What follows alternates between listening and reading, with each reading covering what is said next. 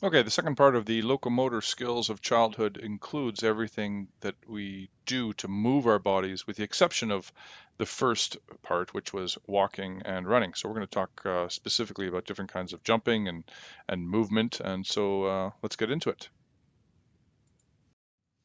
We're going to start with jumping. You see here what most people think of when they think of jumping. That's that 2-foot takeoff. But jumping essentially encompasses a wide variety of skills, and they are fundamental movements that occur when the body is projected into the air by force generated in either one or both of the legs, and the body lands on one or both feet. Jumping can be accomplished in several ways, which we'll discuss on the next slide. In this slide, we see the three forms of jumping, which includes, as we saw in the last picture, the standard jumping, but hopping is a form of jumping as well, and it occurs when the propelling force is generated in one leg and the landing is accomplished on the same leg.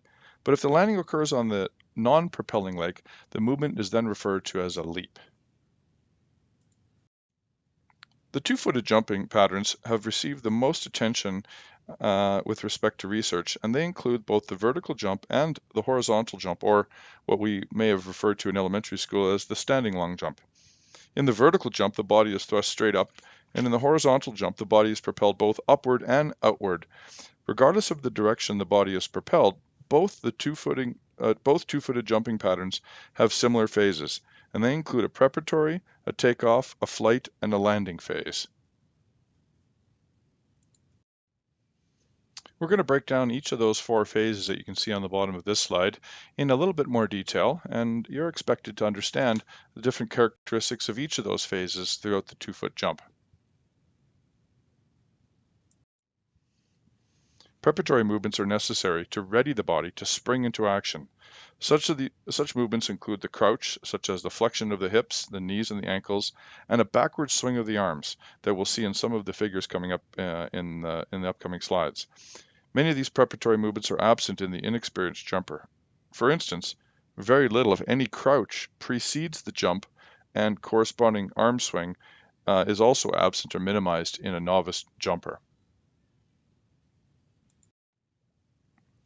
Once the preparatory movements have been accomplished, a rapid and vigorous extension of the hips, knees, and ankles, along with a vigorous swing of the arms in the direction of the desired travel, provides the impetus for the body to become airborne. Because the inexperienced jumper does not properly crouch, there's very little extension of the body segments seen in the early jumping. Furthermore, the inexperienced jumper is not able to integrate the arms with the lower extremities to increase the momentum of the jump, and consequently only a short distance or height is traveled. This slide lists a couple of the characteristics that we would expect to see in young children that are just learning to jump. As we saw in the previous slide with that beautiful angle of a preferred angle of about 45 degrees with maximum extension, that will result in the ideal angle of trajectory and the maximum distance. During the airborne phase of the horizontal jump, the extended legs are brought forward and ahead of the body's center of gravity, as the landing will be anticipated. Because inexperienced jumpers are unable to gain sort of adequate height and forward momentum, they don't really have enough time to get their feet ahead of their center of gravity, which causes them problems when it comes to the landing. Another obvious characteristic of the inexperienced jumper is the inability to flex the hips, knees, and ankles upon the landing. In other words, to be able to absorb the impact of the land. This results in a stiff-legged landing that makes landing look rigid and jolts the jumper, and actually can cause serious injury in the knee joints or in other joints of the body, because it's just not it's not flexible, and there's no pliability in the joints as they absorb the force of the impact. These figures are going to be really important for you to understand and to be able to recognize that, and you should recognize that this is a stage 1 standing long jump based on the information I'm providing you here and from your reading. So in this particular case, we're looking at a much higher vertical component rather than a horizontal component. In fact, the child is jumping up and therefore limiting the amount of forward trajectory and distance that they're able to accomplish. Arms kind of move backwards and act almost as brakes to stop the momentum of the trunk, and then the legs are slightly extended in front of the center of mass, but not nearly what is necessary in order to get a greater distance. In this second stage of the standing long jump, we see here the girl's arms moving in an anterior-posterior direction during the preparatory phase. Arms are moving sideward during the in-flight phase, and then the knees and hips are flexing and extending a little bit more naturally. The angle of the takeoff here is still above 45 degrees, resulting in a little bit higher liftoff than we're ideally looking for. And the landing is made with the center of gravity above the base of support. Thighs are perpendicular to the surface rather than parallel, and this is again a natural progression and part of the development of becoming a mature jumper. The third stage of this standing long jump is starting to look more promising. We can see a much bigger arm swing backwards and then forward during the preparatory phase. The knees and hips are fully flexed prior to the takeoff, and there's much more power being generated here. Arms are extending and moving forward during the takeoff, and the knee extension is almost near complete. The angle is still maybe slightly greater than 45 degrees, but things are looking very promising as the center of gravity is near the base of support and very close to the base of support during the landing of this particular phase. Here we see the full mature standing long jump with full extensions of arms upward and forward upon takeoff, reaching full extension above the head. The hips and knees are extended fully. Angle is almost perfect. Look at that 45-degree reach that this girl is taking off from. When they land, the thighs are parallel to the surface, the center of gravity is behind the base of support, and the knees and arms thrust forward in contact in order to carry the center of gravity beyond the feet and forward. You'll notice that long jumpers do this as well. They really reach forward upon their landing to try to pull their body weight forward to prevent them from falling backwards. Again, I love these slides because it identifies on the bottom scale below approximately when you expect to see the stages of development. First stages of jumping occur just prior to 2 years for both genders, pardon me. And pretty much the genders are almost equal throughout. We don't see a lot of differentiation between boys and girls. Boys slightly arriving at the mature level of standing long jump, but only by maybe half a year at the most. We've just taken a look at the horizontal jump or the standing broad jump. Now let's take a look at vertical jumping, or what you might see being used in a volleyball or basketball game. So we'll go through three stages here: the initial immature stage, the elementary or developing stage, and then finally the mature stage. The characteristics are pretty straightforward here. We see similarities in the standing broad jump. We see sort of an inconsistent or lack of preparatory crouch. We're not really generating the power during the preparatory phase that is necessary. We're not seeing the arms reaching to their full potential, and very little height is achieved in this first stage or the immature stage of the vertical jump. In the developing stage, we start to see a little bit more knee flexion, as we saw in the horizontal jump as well. Things are, again, following a similar pattern. We're starting to see a little bit more power generated here. We have a solid 2-foot takeoff rather than 1 foot leading or being a dominant foot that we might see in the immature vertical jump. But there is noticeable horizontal displacement on the landing, which ideally we are not looking for.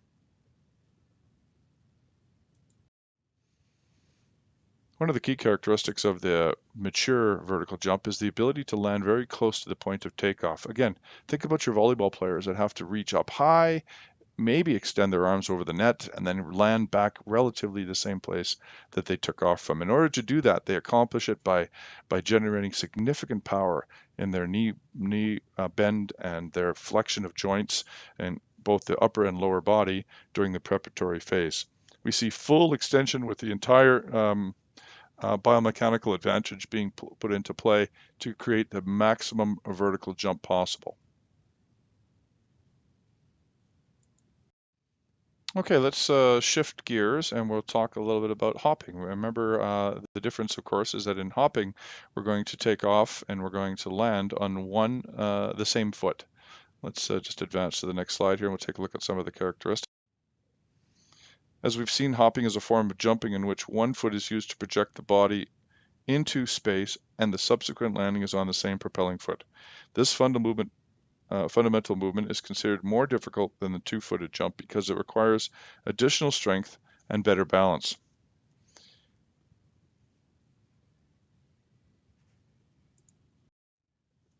because only one leg is available during the hopping motion, the child has only half the amount of power available. So we wouldn't expect to see the same level of velocity and power exerted from a hop. In this particular case, we're looking at early stages of hopping where the non-support leg is really flexed high at 90 degrees. You can see they bring it way up unnecessarily higher than is needed in order to make an effective hop. The body is in an upright position. The arms are slightly flexed at the elbows, but almost in a high guard position in some cases. The hands drift up to near the shoulders, and the force production during stage one of hopping is rather limited. In the second stage, we can see the thigh of the non-support leg is nearly parallel to the surface. It's dropped slightly from the last one, which was again excessively high.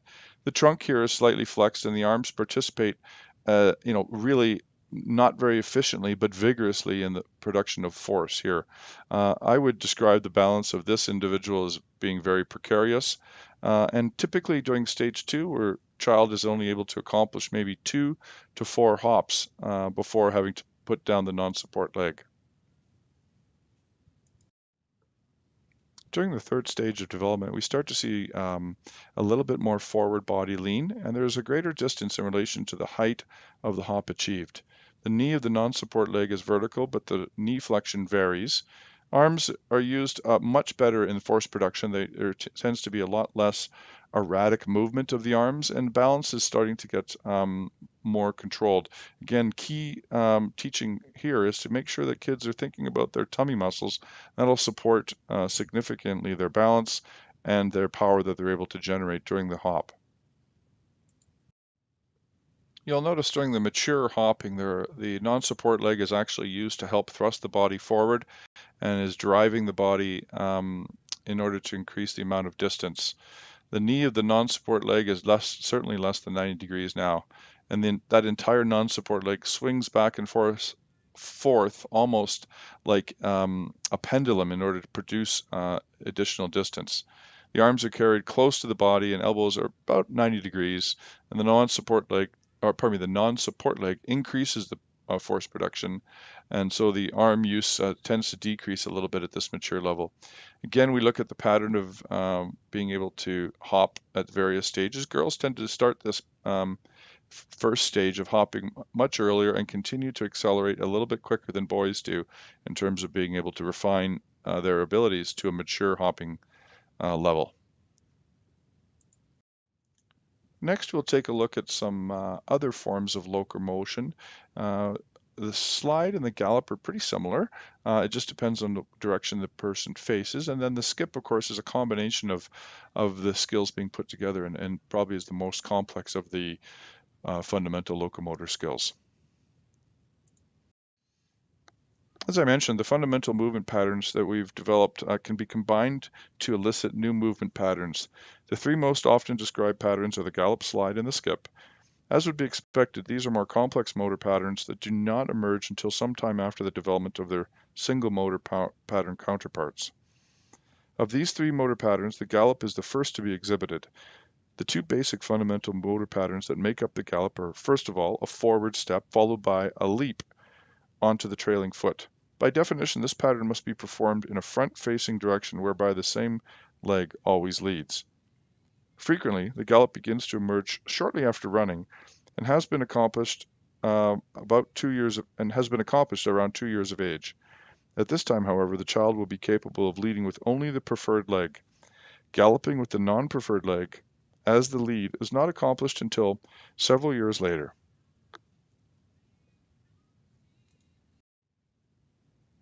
Here we can see the first stage of the gallop starting to emerge. It kind of looks like a bit of an uneven or an unorthodox run. The tempo is often not very consistent and can be considered to be very fast at times. The trail leg crosses in front of the lead leg during the airborne phase as well, which is a characteristic of the immature gallop. Both feet generally contact the floor in a heel-to-toe pattern in this stage as well. In the second stage, we start to see a slow to moderate tempo with rhythm appearing to be more consistent but still somewhat choppy. The trail leg continues to move in front of, adjacent to, or behind the lead leg during the airborne phase, but is adjacent to or behind the lead leg at contact. The trail leg is extended during the airborne phase and transfer of weight is still pretty stiff. The vertical component in this particular case is overly exaggerated. Remember, this is not a movement that you would use for height, it's a movement for distance. So we want to minimize the amount of the vertical movements. As you can see in the mature gallop, it looks to be much more smooth and rhythmical and typically occurs at a moderate tempo. The trail leg may cross in front of or move adjacent to the lead leg during the airborne phase, but the trail leg is placed typically adjacent to or behind the lead leg at contact. Both the trail and lead legs are less than 45 degrees with the feet carried close to the surface during the airborne phase, thus reducing the vertical lift and maximizing the distance and speed at which the participant or the child can travel. The slide, or what is often referred to as the side slide, is basically the same as the gallop. The same principles apply here, but instead of moving forward, the slide is actually moving in a sideward direction. It's important here as well to note that the arm action is very different. Think about your typical basketball drill when you're moving laterally from side to side. That's an application of the side slide. It is more difficult because the child kind of always has to face forward, even though they're moving in a sideways direction. Their head is often turned slightly towards that so their eyes can see where they're going, but it is a little bit more challenging, especially with the angles of the feet as well. And they need to start getting comfortable with being able to turn their foot slightly towards the direction they're going to, but not overly turning it in order to provide an inappropriate angle of their hips and knee joints. Of the three motor patterns described, the skipping is by far, as we just said earlier, the most difficult. The skip consists of a forward step followed by a hop on the same foot, which is an uneven rhythmical pattern by itself.